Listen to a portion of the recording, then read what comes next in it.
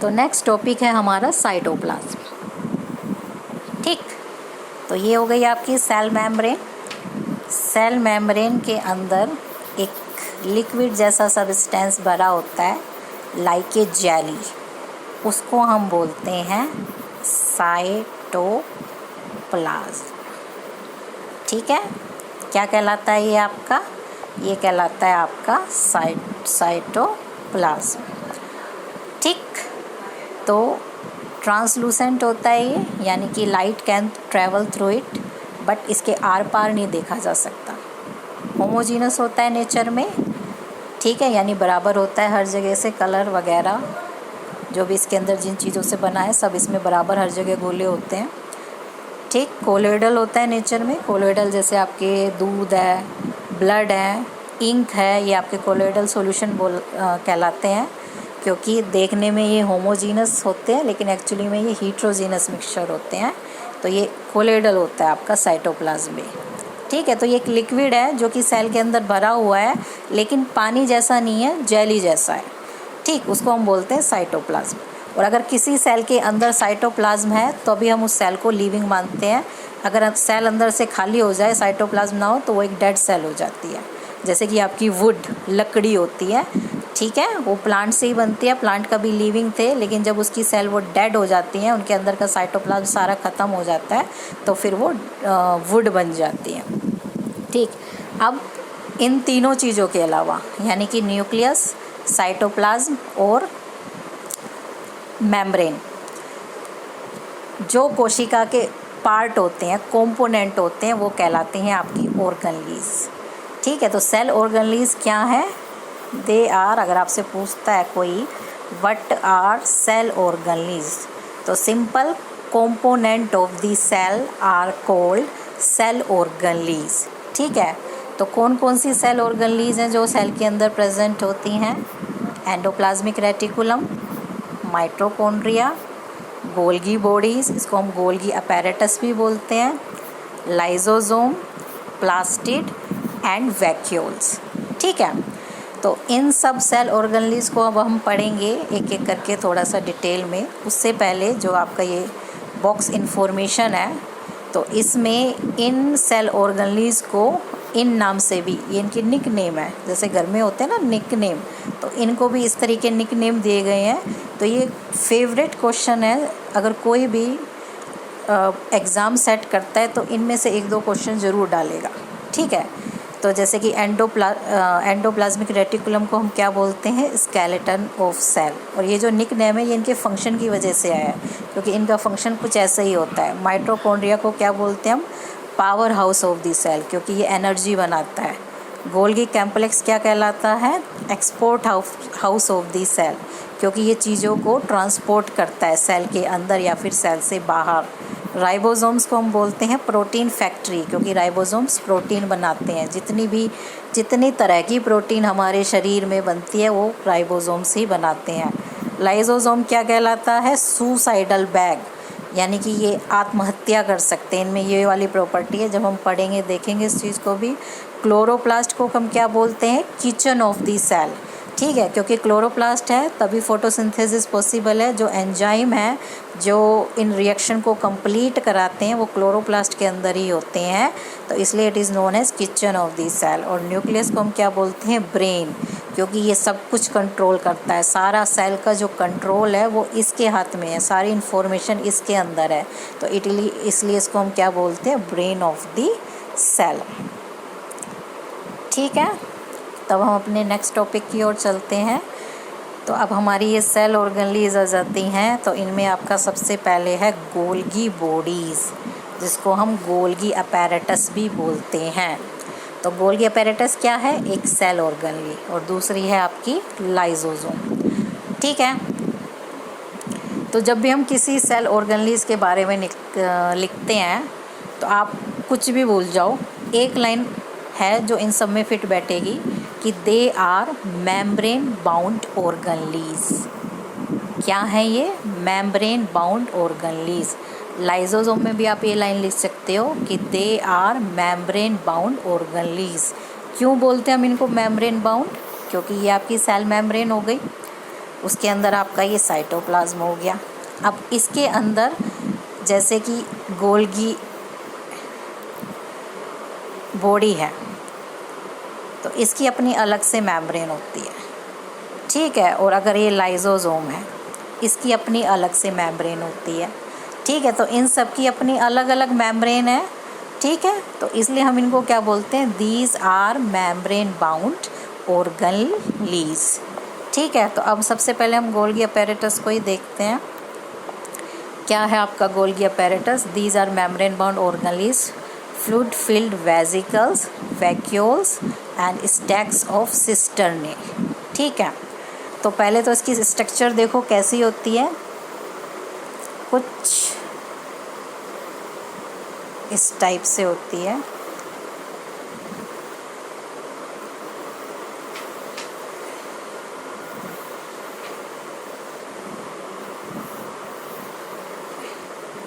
ठीक। तो ये हो गया आपका गोल्गी अपैरेटस या फिर गोल्गी बॉडीज़। तो इसके दो फेज़ होते हैं, जोन सा फेज़ ER यानी कि एंडोप्लाज्मिक रेटिकुलम की तरफ होता है, उसको तो हम बोलते हैं सिस फेज़, ठीक है। और इसका जो अपोजिट वाला फेज़ है वो आपका कहलाता है ट्रांस फेज़, ठीक। तो क्या फंक्शन होता है मेम्ब्रेन, क्योंकि अपनी अलग मेम्ब्रेन है, देखो आपको दिख रही है ये सब इसकी क्या है, मेम्ब्रेन है। तो these are membrane bound organelles. तो फंक्शन क्या होता है, फंक्शन इसका ये है, जो ER है आपका, ये एंडोप्लाज्मिक रेटिकुलम, ये आपका प्रोटीन और लिपिड्स बनाते हैं। ये जब हम इसके बारे में पढ़ेंगे तब देखेंगे। तो इसका फंक्शन होता है प्रोटीन और लिपिड बनाना।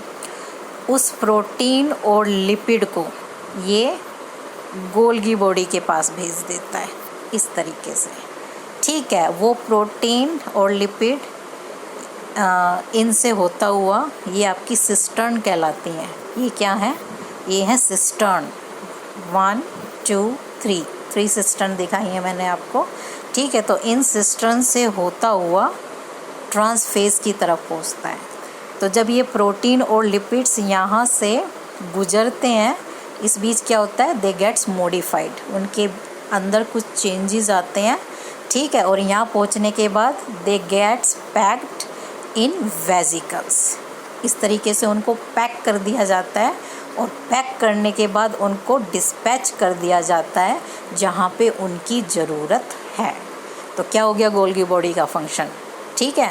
मॉडिफिकेशन प्लस पैकेजिंग, पैक करना प्लस डिस्पैच करना, वहाँ पे पहुँचाना जहाँ पे उनकी ज़रूरत है, किसकी, लाइक प्रोटीन और लिपिड्स। यानी कि जो भी चीज़ें ER बनाता है, और ER क्या बनाता है, प्रोटीन और लिपिड्स बनाता है, उसको वो किसके पास भेज देता है, गोल्गी बॉडी के पास भेज देता है। गोल्गी बॉडी फिर क्या करता है, उनको पहले तो मॉडिफाई करता है, मॉडिफाइड करने के बाद उनको वेसिकल्स, इनको हम फिर वेसिकल्स बोलेंगे, वेसिकल्स के अंदर पैक करता है। और पैक करने के बाद उनको भेज देता है, डिस्पैच कर देता है सेल के अंदर या फिर सेल के बाहर जहाँ भी उनको ज़रूरत है। तो ये फंक्शन होता है आपका गोल्गी बॉडी का। अब देखें इसके बारे में क्या बताया इन्होंने। The main function of the Golgi apparatus is secretary. Secretary का मतलब होता है कुछ सेक्रीट करना, यानी कि कुछ निकालना, ठीक है। They condense the protein synthesized in the ribosome, helps in storage.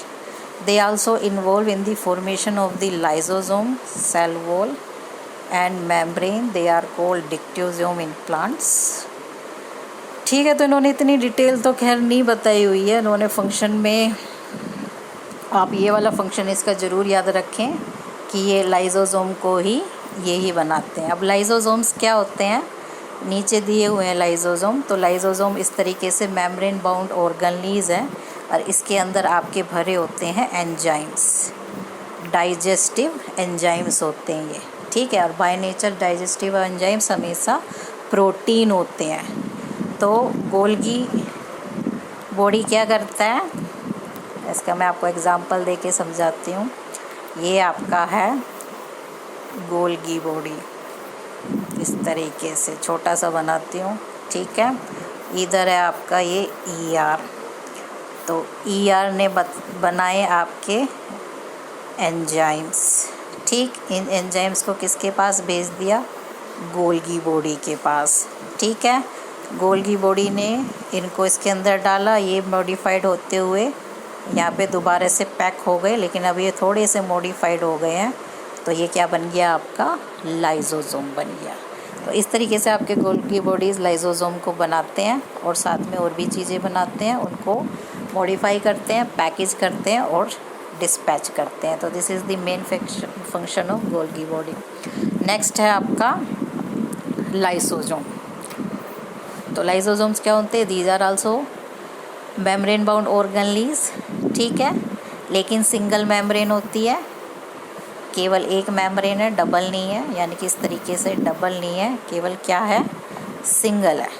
ठीक, कॉन्टेनिंग पावरफुल डाइजेस्टिव एंजाइम। इसके अंदर क्या भरे होते हैं? आपके एंजाइम्स होते हैं, डाइजेस्ट, जो आपके अंदर डाइजेशन करते हैं वही वाले सारे एंजाइम इसके अंदर भरे होते हैं। They are formed as Golgi body. They are formed as नहीं, दे आर फॉर्म्ड बाय, उनको गोल्गी बॉडीज़ बनाते हैं, ये हमने पढ़ लिया है। ठीक है, अब फंक्शन क्या होता है ड्यूरिंग? इसका जो मेन फंक्शन है वो मैं आपको बता देती हूँ कि सेल के अंदर, ये आपकी सेल है, इसके अंदर बहुत सारे सेल ऑर्गेनेल्स होते हैं, जैसे अभी हमने पढ़ा, ये आपका गोल्गी हो गया। ठीक है, न्यूक्लियस पढ़ ही चुके हैं, और भी होते हैं। तो जब भी उनमें कोई टूट फूट हो जाती है, यानी कि वो उनके पार्ट टूट फूट जाते हैं, तो ये क्या करता है? उसको अपने अंदर ले लेता है। ठीक है, और अंदर ही अंदर उसको डाइजेस्ट कर देता है, और डाइजेस्ट करने के बाद उसमें जो भी पोषक तत्व हैं उनको बाहर निकाल देता है। ठीक है, तो इस तरीके से ये सेल के अंदर से सफाई रखता है। जो भी चीज़ उसके अंदर डेड हो जाती है, ठीक है, ख़राब हो जाती है, उसको ये अपने अंदर लेकर डाइजेस्ट कर देता है, उसमें से जितना भी न्यूट्रिएंट है उसको बाहर निकाल के सेल को दे देता है।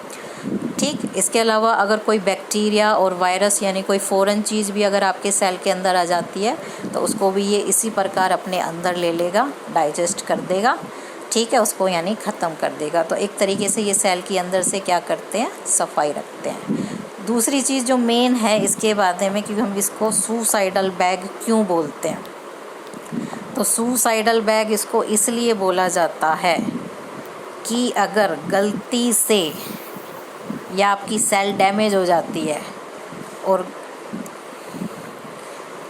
आपकी कहीं से ये मेम्ब्रेन इसकी टूट जाए, तो ये जितने भी एंजाइम हैं ये सारे आपके बाहर आ जाएंगे, और बाहर आके ये अपनी ही सेल को खा जाएंगे, डाइजेस्ट कर देंगे, उसको ख़त्म कर देंगे, यानी कि अपने आप को ही ख़त्म कर देंगे। तो इसलिए हम इनको क्या बोलते हैं?